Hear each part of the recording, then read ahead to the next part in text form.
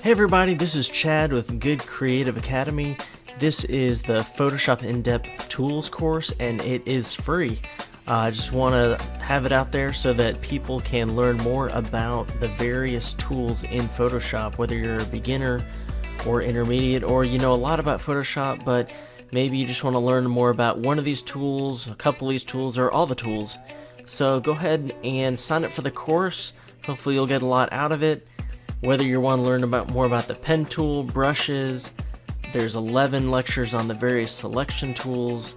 There's some ones that you would use in photo retouching, and the text tool, navigation tools, the digital darkroom tools like dodging, and hopefully it will be helpful as you get started in Photoshop. And then check out some of my other courses, have a little bit more of a focus. This one is just a comprehensive, in-depth, detailed overview of every single Photoshop tool. With the exception of the 3D material eyedropper tool, I don't cover the 3D tools, but every other tool I cover in this.